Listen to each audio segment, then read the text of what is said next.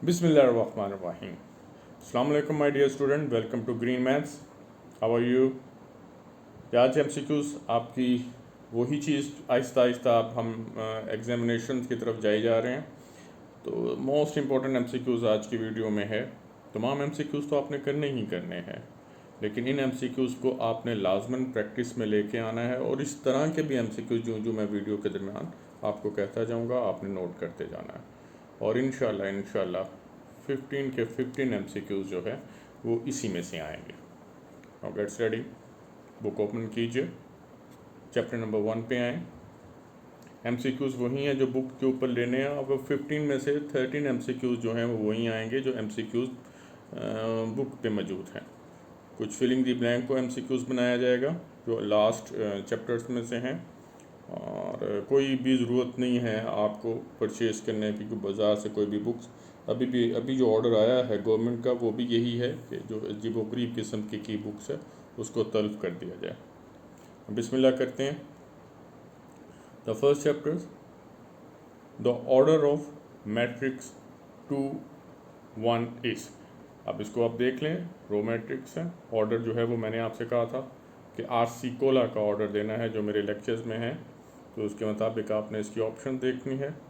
Number second, which is order of a square matrix? Definitely number of rows equal to number of columns.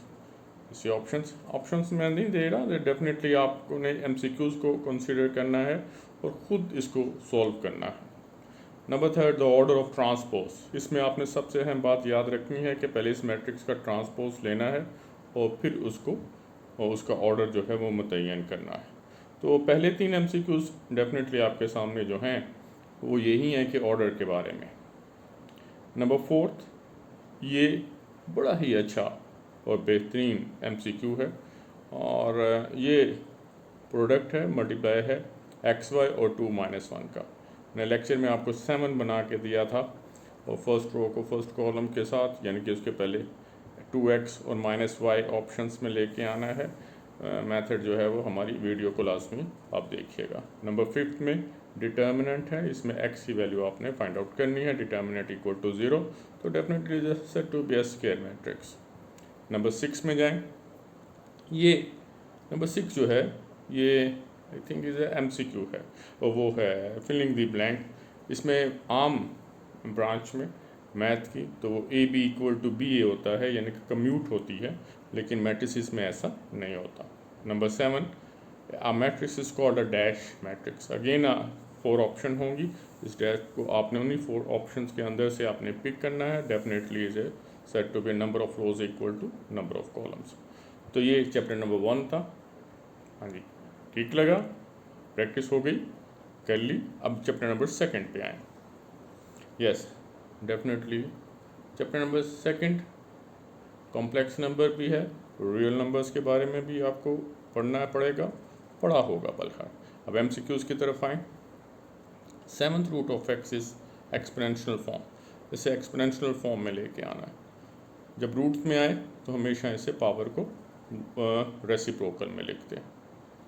फिर है cube root of 35, इसमें रेडिसेंट्स आपने find out करना।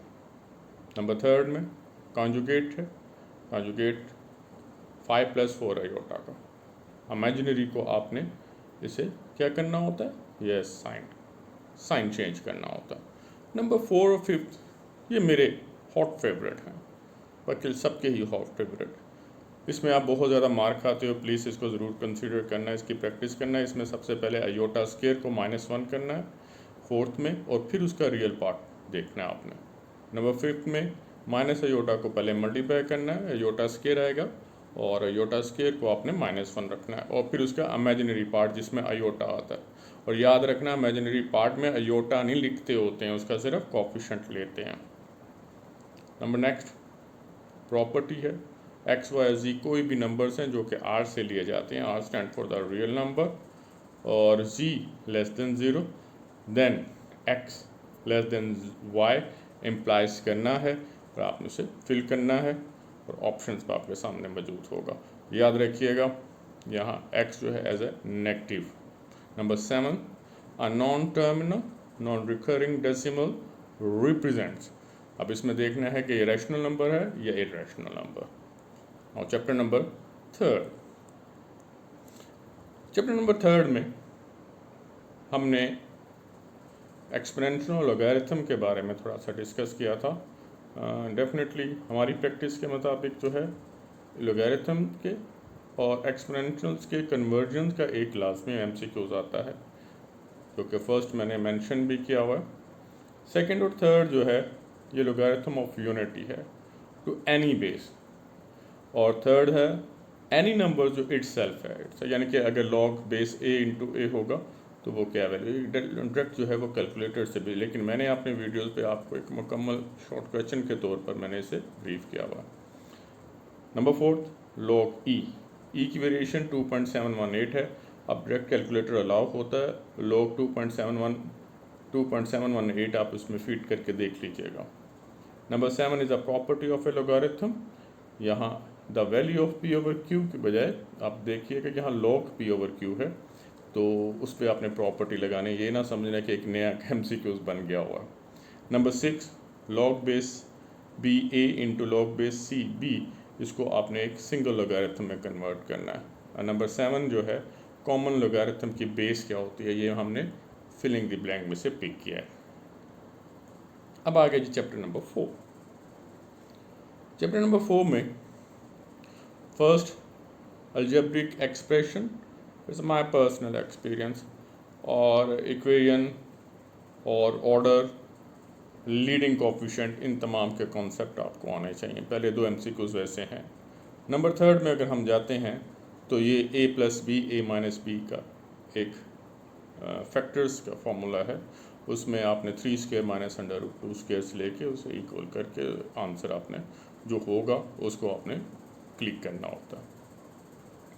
इसी तरह fourth भी यही है प्रॉब्लम्स। नंबर 5 जो है वो डिग्री करना है, और डिग्री डेफिनेटली जितने भी वेरिएबल हैं उसकी पावर को आपने ऐड करना होता है, और जो हाईएस्ट हो उसी को आपने डिग्री में लेके आना होता है।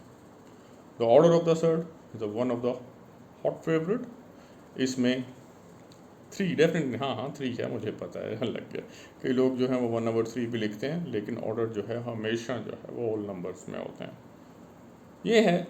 अब हमने चैप्टर नंबर 5 को थोड़ा सा रेस्ट करवाया है, लेकिन वो मैंने ज़रा 6 को पहले आप कर लें, क्योंकि मैं 5 पहले लिख देता तो फिर आपने 6 की तरफ जाना ही नहीं था। नंबर 6 को पहले ACF और LCM का कॉन्सेप्ट है, और ACF और LCM का एक MCQs डेफिनेटली एक ही 5 चैप्टर्स 6 चैप्टर्स में 2 MCQs आते हैं, उनमें से डेफिनेटली ACF का और LCM का जो है हाईएस्ट कॉमन फैक्टर, इसके आपने फैक्टर्स बनाने हैं। फैक्टर बनाने के बाद जो कॉमन है वही आपका आंसर होगा फर्स्ट, सेकंड और थर्ड में। नंबर 4 में आपने इनका LCM लेना है, और LCM में डेफिनेटली कॉमन और जो कॉमन नहीं है उनका प्रोडक्ट होगा। नंबर 5 स्क्वायर रूट है। स्क्वायर रूट में आप याद रखिएगा, जब फार्मूला भी लग रहा है ये डेफिनेटली a माइनस, जो हाँ हमें नज़र आ रहा है क्विक में a-1 होल स्क्वायर है। आपने उसका जब स्क्वायर रूट लेते हैं तो बेटा उनको प्लस माइनस ज़रूर मेंशन किया जाए। बाज़ औक़ात MCQs आपको फंसाने के लिए होते हैं कि कईयों के साथ ऑप्शन a-1 होगा और एक के साथ a-1 प्लस माइनस भी होगा, तो बी केयरफुल। नंबर 6 में व्हाट शुड बी एडिड, इसमें a square plus b square plus 2ab का फॉर्मूला आपने यूज़ करना है, और इसी तरह स्क्वायर रूट है x4 minus 1/x4 plus 2। MCQs जो है इसका फिलिंग द ब्लैंक में ढूंढिएगा। अब आ जाए जनाब चैप्टर नंबर 5 में। चैप्टर नंबर 5 में factors of x square minus 5x plus 6r। अब यहाँ ऑप्शन दिए जाते हैं। ऑप्शंस में बाज़ औक़ात ये होता है कि आप इसका फैक्टर बना लें, या दूसरा ये है कि ऑप्शंस का प्लस और मल्टीप्लाई करने का तरीका जो है वो डेफिनेटली मैंने वीडियो में बताया हुआ है कि आप रिवर्स या उसे काउंटर जो है अप्लाई भी कर सकते हो। और हल इसके फैक्टर्स जो हैं वो आपने देखने हैं, और इसी तरह सेकंड के भी फैक्टर्स हैं। नंबर 3 और 4 बिल्कुल वैसे ही हैं जैसे कि चैप्टर नंबर 6 में है। अब आ जाए हम, जैसे बोर तो नहीं हो रहे हो, नेवर बेटा ये करने हैं, हर सूरत तुम लोगों ने करने हैं, इसके बगैर कोई गुजारा नहीं है। मुझे उम्मीद है अपने रब पर और अपने एक्सपीरियंस पर, मेरी दुआएं आप लोगों के साथ हैं। और 15 MCQs मुझे उम्मीद है कि नहीं में से आएंगे, नहीं तो 99.999% इसी में से होंगे, जैसे वही कॉपर जो होते हैं पता नहीं कौन कौन सी एडवर्टाइज में आते हैं।